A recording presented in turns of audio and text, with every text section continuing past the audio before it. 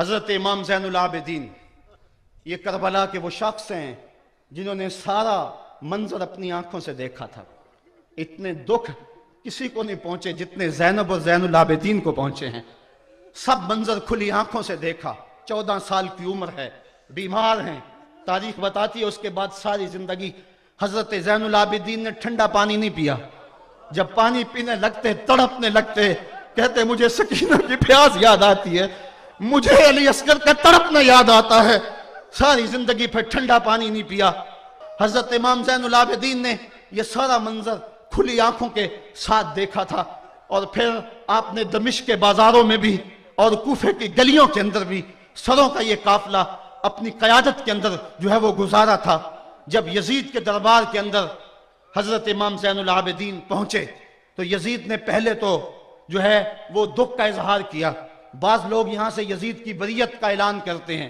یہاں کسی نے بڑی خوبصورت بات کہی کہ قاتل کی پشیمانی مقتول کی اہمیت کو تو بڑھا سکتی ہے لیکن اس کے دامن سے قتل کے داغ کو نہیں دھو سکتی.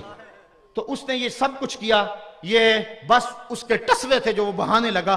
لیکن بعد میں اس نے حضرت امام حسین رضی اللہ تعالی عنہ کے دانتوں کے اوپر جو ہے وہ چھڑی مارنا شروع کر دی. تو حضرت ابو برزہ اسلمی صحابی رسول وہاں موجود تھے, وہ کھڑے ہو گئے, اٹھ کے بدن کانپتا ہے ان کا, کہنے لگے ظالم ارفع قدیبہ کا, یہاں اپنی چھڑی ہٹا لے.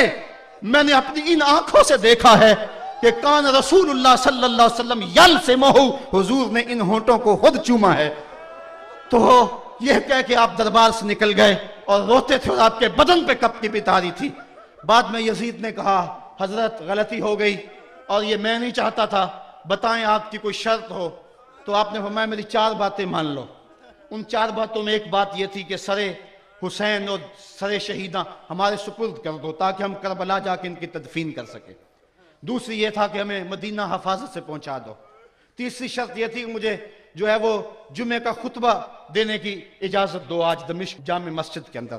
چوتھی بات آپ نے یہ فرمائی کہ قاتلان حسین جو ہے وہ میرے سپرد کرو. اس نے کہا ہاں کون ہے قاتل حسین کا؟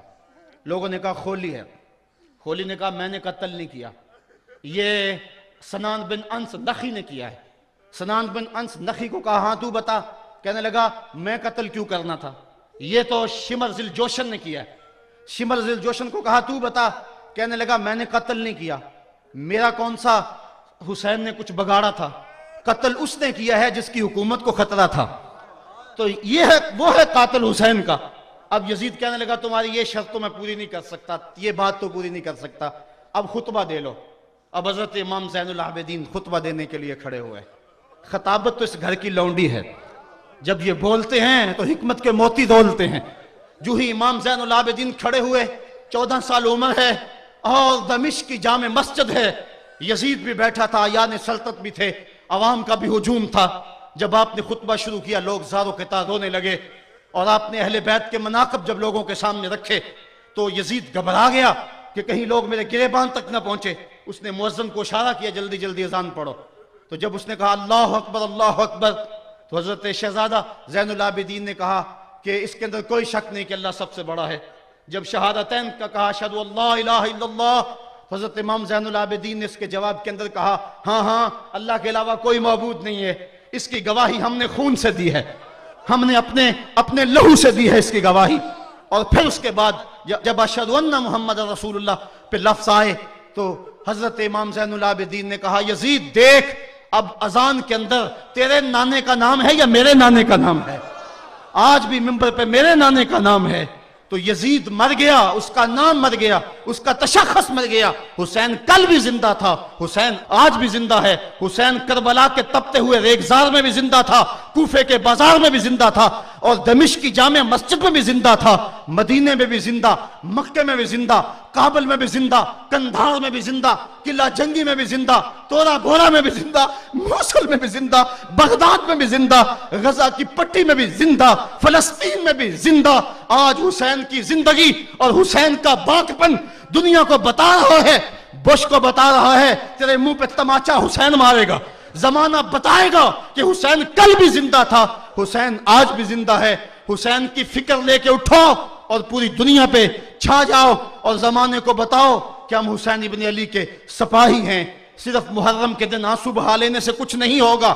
کیا صرف محرم حسین کا مہینہ ہے؟ نہیں، سب پورا سال حسین کا ہے، پوری زندگی حسین کی ہے، پورے زمانے حسین کے ہیں۔ یہ صرف عاشور کا دن یا عاشور کی شب ہی حسین کی نہیں، سارے زمانے حسین کے ہیں۔ کل بھی حسین کا تھا، آج بھی حسین کا ہے، کل بھی حسین کا ہوگا۔ آؤ اٹھیں، قرآن کو لے کر کے حسین ابن علی نیزے کی نوک پر بھی چڑھ کے قرآن سنایا، اور آج ہم اسی قرآن کی دعوت کو لے کر کے اٹھیں اور حسین ابن علی کے پیغام کو گھر گھر پہنچیں۔